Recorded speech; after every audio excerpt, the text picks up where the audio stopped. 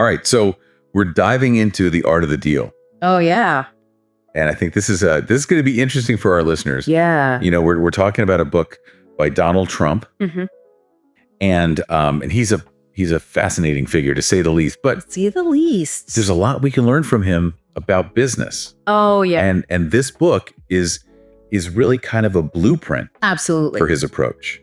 Yeah. And I think what's so striking is just how clearly he lays out his core business philosophy right from the start. Yeah. You know, he's all about this idea of relentless negotiation. Relentless negotiation. Yeah. And he doesn't just mean, hammering out the initial terms of a deal. Right. He's talking about constantly looking for ways to improve the deal. Even after everyone's signed on the dotted line. Oh, wow. Yeah. So the deal's never really done in his mind. It's like always be closing, but like take it to the next level. The next level, yeah. Give us this great example. Oh, yeah. About negotiating with a contractor. Okay. And they'd already agreed on a price for a project. Yeah. But Trump noticed the contractor was using a more expensive type of pipe than what they had initially specified. Oh, sneaky. Yeah, so he brought it up, negotiated a lower price. Gotcha. And ended up saving a considerable amount of money. Wow. So it's about always being aware and ready to leverage any opportunity that comes up. Right. So even if you think you've got it all figured out, keep your eyes open. There might be something else. Another angle. Absolutely. I like it. Yeah. But how does this apply to someone who's not, building skyscrapers or running casinos? Yeah. Like, how does this translate to maybe someone running a small business? Well, think about it. Yeah. Negotiating with suppliers. Right. Right. Yes. Securing funding. Mm-hmm. Even managing employee contracts. Yeah. The principle of always seeking a more advantageous position, it's pretty universal. Yeah. It's about maximizing value in every situation you're in. So it's not just about settling for what's initially on the table. Exactly. You're always kind of pushing the boundary. You're always looking for a better deal. I like that. Yeah. Okay. But Trump doesn't just talk the talk. Oh, no. He walks the walk. Absolutely. And one story that really illustrates this is the Woolman rink in Central Park. Oh, yeah. The ice skating rink. Yeah. Yeah. Classic New York. Exactly. And this is a story that a lot of people probably don't know, but it's fascinating. Yeah. So the city had been trying to renovate this rink for years. It was just bogged down in bureaucratic delays and cost overruns. Like a typical government project. Pretty much, yeah. And Trump steps in and he sees an opportunity. Okay. He understood the power of deadlines and he used that to his advantage. Okay. Got the city to commit to a tight time frame for the project. Oh, wow. He also leveraged media attention. He's just good at that. Oh, yeah. Amassed to apply pressure and make sure things moved quickly. So it's not just about, having the skills to do the job. No. It's about understanding how to navigate the political landscape. Yeah, the system. Absolutely. And he finished it ahead of schedule and under budget. He did. Which is like unheard of. Pretty impressive. Yeah. It really shows how crucial it is to identify opportunities where other people just see problems. Yeah. That's a key entrepreneurial mindset. Right. And it also highlights the importance of not being afraid to take on projects that other people might deem too difficult. Or too risky. Exactly. And speaking of risky projects. Oh, yeah. Here we go. Let's talk about Trump Tower. One of the most iconic buildings in New York City. Maybe in the world. Yeah. And the story of how he acquired that land and got the project off the ground is just, it's amazing. Yeah, the Trump Tower deal is a textbook example of negotiation savvy and strategic vision. Yeah, tell me more about that. Well, he managed to acquire the land at a below market price by understanding the seller's needs. Okay. And leveraging the potential of the location. So he knew what they wanted? He knew what they wanted. More than they did. Potentially, yeah. And then he used these innovative financing methods. Like what? Like pre-selling condominiums. Oh, wow. Before construction even began. That's brilliant. To secure capital and mitigate risks.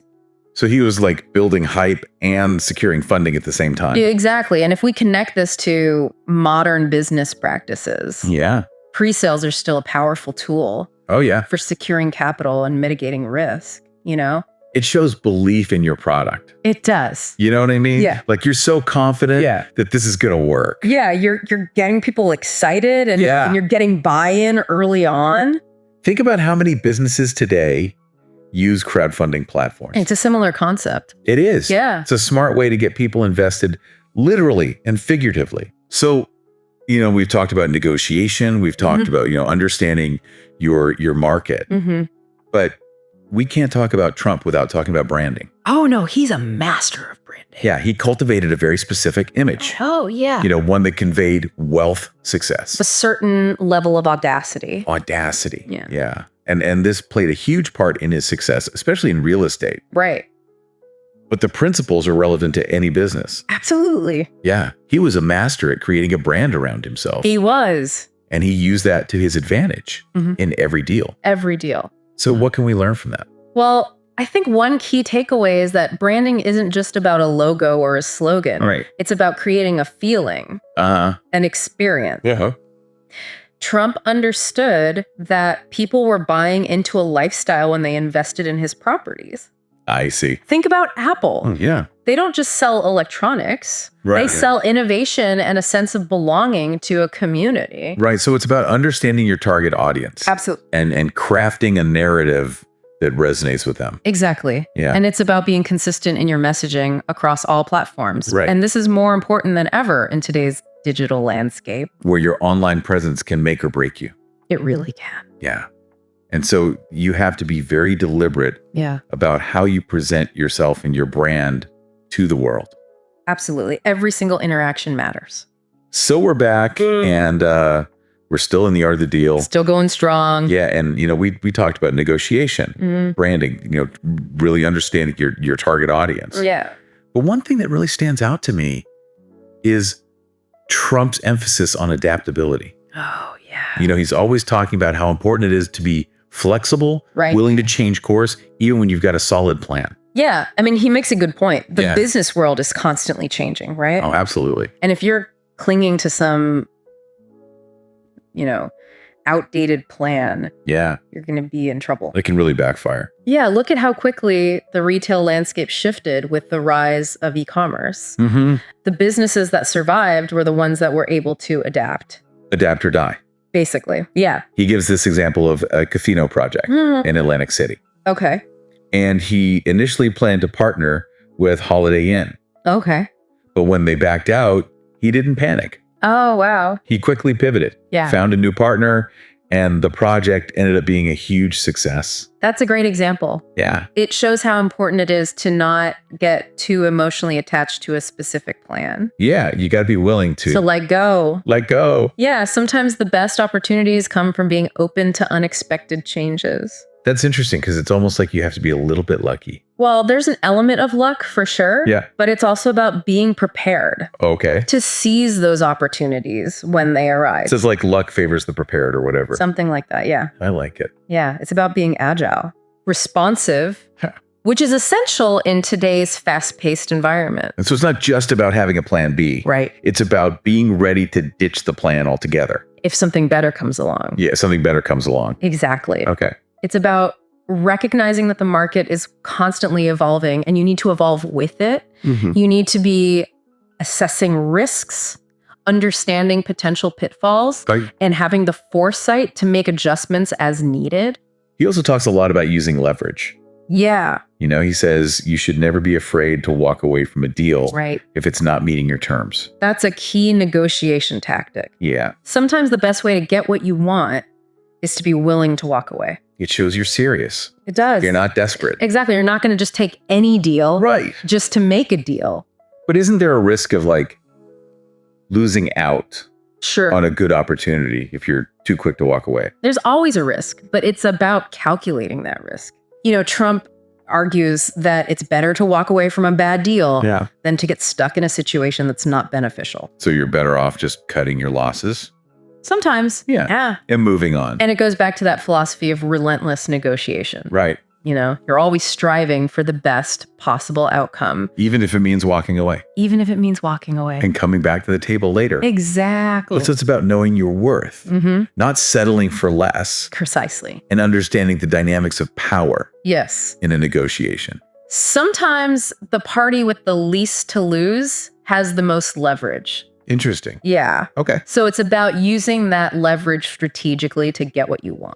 All of this sounds great in theory. Sure. But I'm sure there are times when even the best negotiators hit a wall. Yeah. how does Trump deal with setbacks and failures? That's where resilience comes in. Okay. He emphasizes the importance of perseverance. Never giving up. Never giving up, even when things get tough. And he views failures as learning opportunities, a chance to analyze what went wrong and come back stronger. Okay, so we're wrapping up our deep dive into the art of the deal. Yeah. And I got to say, it's been pretty insightful. It has been. We've uncovered a lot about Trump's approach to business, from his negotiation tactics to his branding strategies. Absolutely. But before we go, yeah, I kind of want to distill it down into some key takeaways. Okay. What are the most important lessons that someone who's really into business can learn from this book? I think it's been a fascinating journey through the mind of a master deal maker. It has. And while his methods might not be for everyone, there's no denying that he's achieved remarkable success. Yeah. So what can we learn from him? Yeah. Well, first and foremost, I think the art of the deal underscores the importance of relentless negotiation. Trump never settles for the first offer. He's always looking for ways to improve his position.